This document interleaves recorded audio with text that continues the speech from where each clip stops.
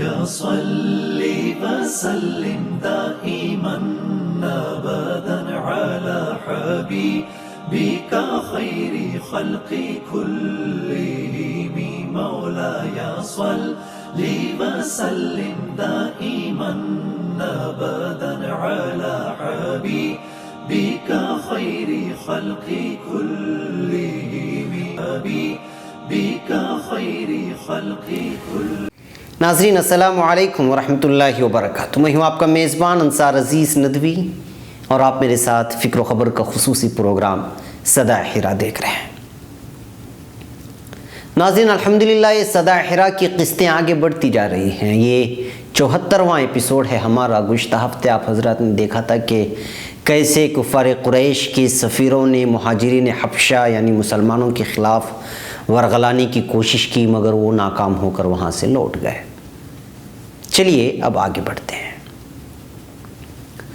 ناظرین گزشتہ 2 ایپیسوڈ میں بادشاہ نجاشی کا تذکرہ چل رہا ہے اور اس کا رویہ بھی مسلمانوں کے ساتھ بہترین رہا. لہٰذا چلتے چلتے اس کی زندگی کے بارے میں بھی کچھ معلومات حاصل کرتے ہوئے چلتے ہیں.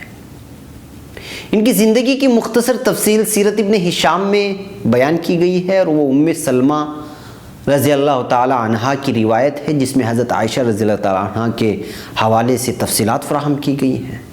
اس کا خلاصہ یہ ہے کہ نجاشی کا باپ اپنے قوم کا بڑا بادشاہ تھا اور نجاشی کے علاوہ اس کی کوئی اولاد نہیں تھی، جبکہ نجاشی کا ایک چچا تھا جس کی سلبی اولاد 12 تھی.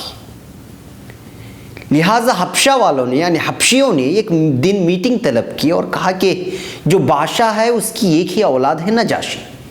ضروری نہیں کہ وہ حکومت صحیح سالم رہے اور یہ بادشاہت پیڑھی در پیڑھی چلے، لہٰذا بادشاہ کا قتل کر کے اس کے بھائی کو بادشاہ بنا لیتے ہیں.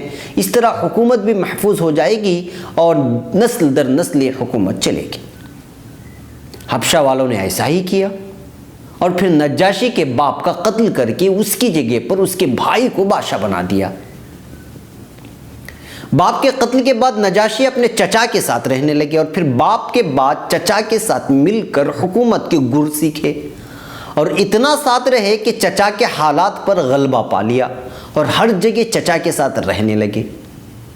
وہ لوگ جنہوں نے نجاشی کے باپ کو قتل کر دیا تھا جب یہ منظر دیکھا کہ چچا کے بعد تو بھتیجا نجاشی کا ہی نمبر ہے اور ہر جگہ چھایا ہوا ہے تو ان کو خطرہ ہو گیا کہ اگر یہ کہیں بادشاہ بن بیٹھا تو ان کی خیر نہیں ہوگی کیونکہ انہوں نے ہی اس کے باپ کا قتل کر دیا تھا.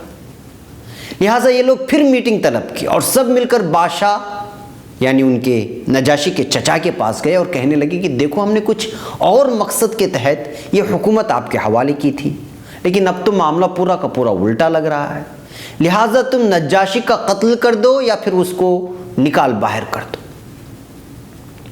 یہ سننا تھا کہ بادشاہ نے کہا نہیں ہم نے تم لوگوں نے اس کے باپ کا قتل کیا اور اب میں اپنے بھتیجے کا قتل کروں، یہ نہیں ہو سکتا. لہٰذا انہوں نے نجاشی کو ملک سے باہر بھیجنے کا فیصلہ کرتے ہوئے فوری گرفتار کرنے کا حکم دے دیا. گرفتاری کے بعد نجاشی کو ایک بازار میں لے گئے اور پھر اسے ایک تاجر کے ہاتھوں بیچ ڈالا. تاجر نجاشی کو لے کر ایک کشتی میں سوار ہوا اور آگے نکل گیا. روایت میں ہے کہ اسی شام جس دن نجاشی کو بیچا گیا تھا بجلی اور کڑک تیز تھی اور برسات کی آمد تھی کہ برسات کی بوندوں سے لطف اندوز ہونے بادشاہ یعنی نجاشی کا چچا باہر آیا اور ایک ابر کے سائے میں تھا کہ اچانک بجلی گری اور وہ مر گیا. بادشاہ کی اس اچانک موت کے بعد حبشیوں نے اس کے اولاد میں سے کسی کے ایک سر پر تاج رکھنے کے لیے گئے تو اس کے 12 بیٹے بھی احمق نکلے. کوئی بھی بادشاہت کے لائق نہیں تھا، کوئی بھی صحیح دماغ کا نہیں نکلا. اب سوچئے بغیر بادشاہ کی رعایا کا کیا حال ہوگا. پورا حبشہ افراتفری کے عالم میں آ گیا، ہر طرف فساد برپا ہو گیا. قوم کے ذمہ داران نے حالات کو دیکھا تو وہ پریشان ہوئے. کہتے ہیں کہ یہ بادشاہ کی موت اسی شام کو واقع ہوئی جس دن کے صبح کو نجاشی کو فروخت کر دیا گیا تھا. لہٰذا تمام لوگوں نے فیصلہ لیا کہ دوبارہ نجاشی کو ڈھونڈا جائے اور اس کو اس کی گدی دے دی جائے۔ لہٰذا پورے کے پورے لوگ ان کی تلاش میں نکل گئے۔ بالآخر وہ تاجر نجاشی کے ساتھ مل ہی گیا تو لوگ نجاشی کو اس کے ہاتھوں سے چھین لیا، پھر اس کے سر پر تاج رکھ کر اس کو اپنا بادشاہ تسلیم کر لیا۔ بادشاہ تو بنا دیا گیا، مگر ان لوگوں نے جس تاجر کو بیچا تھا اس کو اس کی رقم نہیں دی۔ لہٰذا وہ عوام کے پاس گئے اور کہا کہ مجھے میری رقم واپس کر دو یا پھر مجھے نجاشی کو واپس کر دو۔ عوام نے کہا کہ وہ کچھ نہیں دینے والے، لہٰذا واپس چلا جائے۔ مگر وہ تاجر بادشاہ کے پاس آ کر انصاف کا تقاضا کرنے لگا کہ رقم مجھے واپس نہیں ملی ہے۔ نجاشی نے صاف صاف کہا کہ اس کو اس کی رقم دی جائے، بصورت دیگر یہ غلام اپنے آقا کے ہاتھ پر ہاتھ رکھ کر اس کے اشاروں پر چلنا شروع کر دے گا۔ بالآخر اس تاجر کو رقم دے دی گئی۔ بہرکیف ناظرین، یہ نجاشی کی وہ تفصیل تھی جو اس کے بادشاہت کی گدی سنبھالنے کے متعلق تھی۔ بہرحال جب حضرت جعفر رضی اللہ عنہ نے تقریر کی، اس کے بعد حضرت عیسیٰ علیہ السلام کے سلسلے میں اپنے عقیدے کو سامنے رکھا، جیسا کہ گزشتہ آپ لوگوں نے سنا، اور اس کا اقرار جب بادشاہ نجاشی نے کیا تو آپ کو پتہ ہے کیا ہوا؟ پادری تو ناراض ہو ہی گئے، اور پھر یہ بات پورے حبشہ میں پھیل گئی کہ جو ہے نجاشی مسلمان ہو گئے اور وہ اپنے دین کو چھوڑ بیٹھے۔ تو پوری کی پوری عوام نجاشی کے خلاف بغاوت پر اتر آئے اور کہا کہ تو نے ہماری دین سے علیحدگی اختیار کی ہے، لہٰذا اب ہم تمہاری بات نہیں مانیں گے۔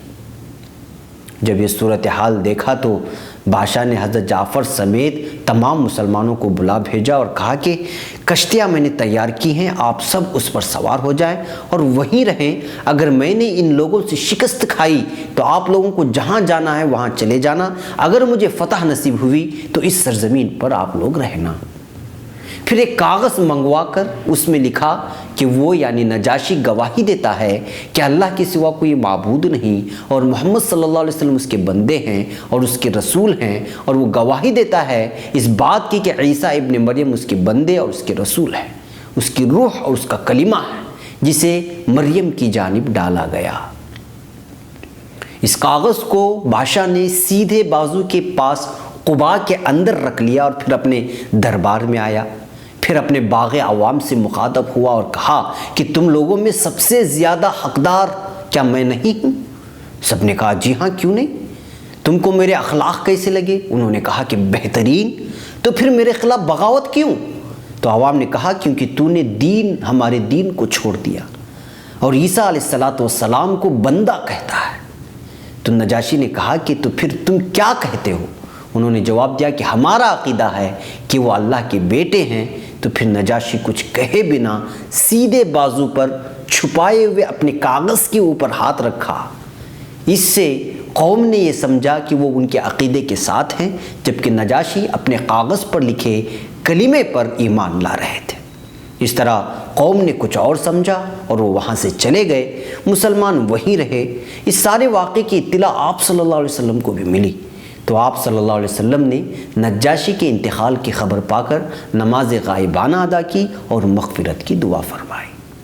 ناظرین، وقت ہو چلا ہے۔ بہرکیف یہ بہت ساری لمبی تفصیل تھی جس کو مختصر میں نے آپ لوگوں کے سامنے پیش کیا۔ اگلے ہفتے پھر ملاقات ہوگی۔ السلام علیکم ورحمۃ اللہ وبرکاتہ۔ دائما أبدا على حبيب